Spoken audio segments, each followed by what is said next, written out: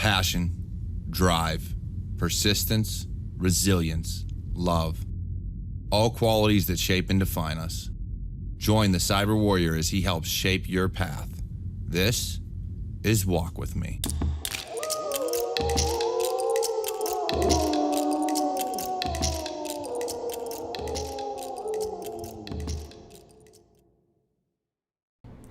Welcome back to Walk With Me, the Cyber Warrior Studios production.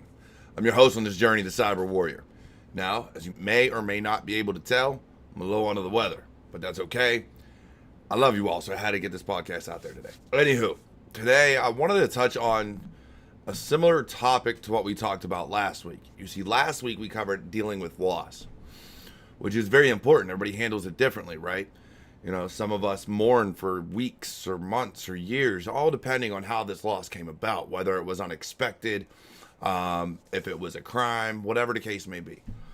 And then there's also those that celebrate life because maybe they were suffering, maybe they lived a great life, a long life, and eventually, you know, time just got the best of them, whatever the case may be. And then some of us run from it. There was a lot that I ran from last week. Anybody who knows me knows I was dealing with a lot last week. And if you listen to the episode, you find out that what I was dealing with. And it was rough, all right? And I had to talk to a doctor. I had to do a bunch of stuff mentally to get back in the right headspace. But anyways, this week, a subject was brought up after someone listened to that podcast, and it was about dealing with impending loss, right? So those, when your loved ones or friends or family are suffering from things like cancer or long-term illness or something where you know that whether it's in a month, 6 months, a year, you know that time with them is coming to an end. It's a hard pill to swallow. Growing up, there were at least 2, maybe 3 of my grandparents, one of which I was extremely close to, that had dealt with cancer and just a bunch of other things. And we read the same books. We were always talking. We loved hanging out and just talking about movies and books and life and things of that nature. And honestly, as a kid, I did not know how to deal with loss, not even impending loss. You know, people will tell you, well, if you see it coming, it should be easier to understand and easier to comprehend and easier to do this, that, and the third. When the fact remains, it doesn't make it easier. At least it didn't for me. And I know for a lot of other people that have dealt with it recently, it didn't make it easier for them. You see, loss is one of those things that you never truly want to face, whether or not you see it coming. Now, one of my best friends, when I retired out of the Army, he was one of the first people I talked to. It was before I retired out of the Army. It was before I went into the Army. I met this guy. So I had known him for about 12 years before he passed away. And we were good friends. I mean, we weren't like the type that would hang out all the time. Now, we did before I went into the Army, but not necessarily after I got in, and especially not after I retired. We just had gone our separate ways. But I was still close to him. I still would try to touch base every so often. And then out of nowhere, I find out he passed on from cancer. And that hurt. That hurt me personally because I didn't get to spend that time with him that I thought I should have gotten. I didn't reach out. I didn't try to talk to him. And now, for a lot of people, they're going to be like, oh, well, he didn't reach out either, or this, that, and the third. At the end of the day, if someone means something to you, you need to spend the time with them. And when you see impending loss, a lot of people want to run from it, right? They can't stand to see them in that situation. With one of my grandparents, I was that way. Not to mention some of the family issues we had, but she had dementia. Full onset, full-blown dementia. She could ask you a question and 2 seconds later ask you the exact same question. Now, for me, I don't deal with it that well. I never have. And so seeing something like that, I choose to remember the good times. I choose to remember, you know, even my grandfather started having issues and things like that. You know, I choose to remember all the good times. Now, if somebody asks me, do I remember kind of how things were as my grandparents were going? Yeah, I do.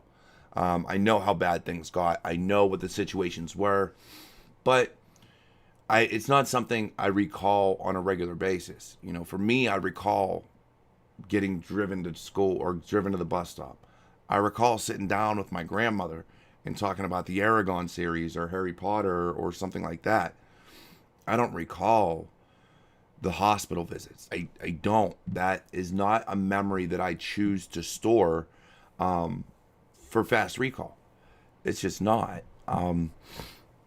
So if you're dealing with this situation, if you see the writing on the wall, if somebody that is very close to you has been given 3, 6, 12 months to live, maybe even a few days, the best thing I can recommend is that you spend time with them.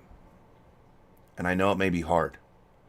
And I know it may not be something you want to do, especially if they were relegated to a nursing home or a hospice or, a hospital bed or whatever the case may be.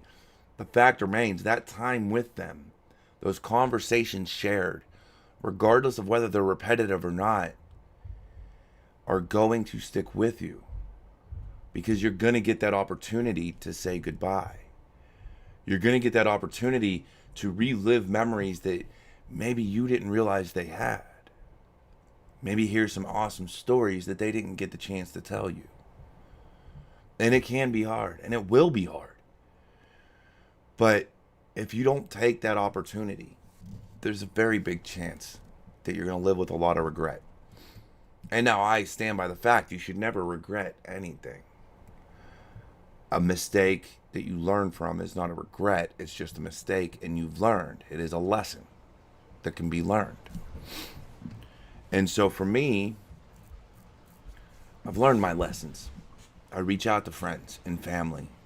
If I don't get to see them, it happens. But as long as I get to talk to them, it's very important to me to make sure they're okay, to make sure, their life is in order, to make sure that they're not struggling emotionally, mentally, financially, whatever the case may be. I reach out and talk to them. And that has been something that I am trying to do more of because of losing friends and family, some of which I didn't even know were sick because I didn't take that opportunity. Others, because when I should have taken the opportunity, I was scared. I didn't want to face it. You never want to put yourself in a situation where you're going to miss somebody and not get to say goodbye. Because if you take into consideration I just want to remember the good times. When you said goodbye the last time, it was good. Did you know it was going to be the last time you were going to see them? Did you know it was going to be the last time that they were in the right state of mind or that they weren't going to be in a hospital bed? Bet you didn't. Bet you thought that you were going to get to see them again. You were going to be able to hold their hand again, to give them a hug, to tell them that you love them. Impending loss is never good. We can get our head on straight. We can get our ducks in a row. We can do all the right things. But when death is at your door, there's not a whole lot you can do. So you're going to be afraid. Afraid of what life is going to be like without them. What life is going to become. The only way to deal with it is to face it. Much like we have to face everything else in our lives. The pain, the lost loves, heartbreak, obstacles, rejection, failure. All these negative things we have to face. And we face them with our head held high, our shoulders back and proud. You don't slouch. You don't get lazy. You don't get complacent.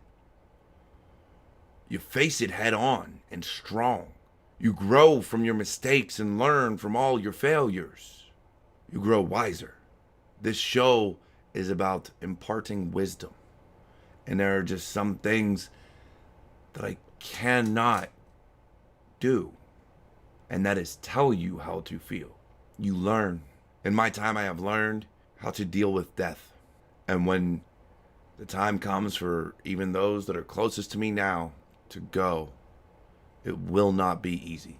I've been afraid of losing people more times than I like to count. Because I dealt with a lot when I was in the Army in the fear of loss and those that I couldn't get home to. So it happens. Knowing a family member is in the ICU and you can't be there happens. All you can do is be strong and deal with the pain that is going to come. And if you do know someone that is knocking on death's door, stand there strong with them, be by their side, and face it head on. Because they want to know that they were loved. They want to know that there are people that care about them that will not forget them. Because all we have when we leave this world is our legacy, our name. No one is going to remember everything about you. But depending on how you were as a person, they will remember your name. So if you were a good person, your family and friends will carry that with them. They will do whatever it takes to spread your name and your legacy. So when dealing with impending death, make that promise that they will never be forgotten, that they will live on in your heart, in your soul, and in the stories you tell. Because when all we have left are those stories, that is the best way to help someone live on. That is what we have. That is our legacy. Now, saying all this, let it be known, I do not ever want to be kept alive on machines. When my time comes, my time comes. And my wife and kids know this. There is no doctor that is going to keep me alive artificially. So I would hope that my family doesn't have to deal with the impending and just what is. But that's my story. That's how I feel. It's what I've dealt with. I have punched walls. I've punched wood beams. I've smoked packs of cigarettes and drank cases of beer and bottles of whiskey. All in dealing with death, the impending, and what has happened. So you're not alone when you're out there suffering, when you're thinking that this is it. There's no one to talk to. We've all been there. And for those that haven't, they will. So if you need someone, reach out. It could be a doctor, it could be me, it could be a friend, it could be a family member. Whatever you got, reach out.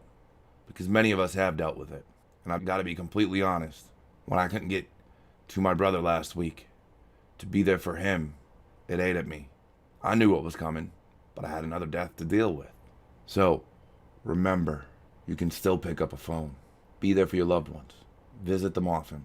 And I know they may look frail and look like they ain't got much time left, but that just means spend more time with them. Give them memories they could take with them, and memories you yourself can carry with you. Because those final conversations are going to be the most important conversations.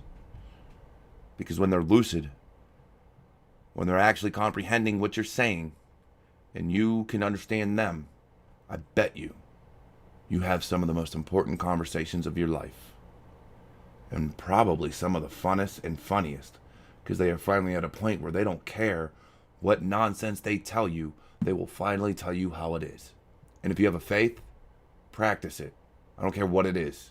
No matter what your faith is, it can guide you in so many different ways when dealing with death. The impending and what has happened. Now, otherwise, look, this has been Walk With Me, and I know it's been a little bit more of a serious episode. And I know my sinuses make me sound a little bit jacked up. But, understand, I love you all. My parting wisdom for you is love your friends, love your family. Be there for them. Call them. Talk to them. Spend time with them. Because our time on earth is finite, and there is nothing that a lot of us wouldn't give for one more minute with the ones we love. So you take care. You have an amazing Odin's Day. And I will be sure to be back next week with another amazing episode. And hopefully with all of the mental stuff going on, hopefully it's a little better. Hopefully I sound a little better. And hopefully we can be a little cheerier. I hope, maybe. We'll see. Anyway, look, hey, You have a great rest of your week. It is Odin's Day, and I will catch you all next week. Make sure you like, comment, subscribe if you're watching on YouTube. Follow, rate, review, all that fun stuff if you are listening on podcasts. And check the description, show notes, etc. for all the ways you can support this show and support my channel. Otherwise, y'all take care. Y'all have a blessed week, and I will see you all next time.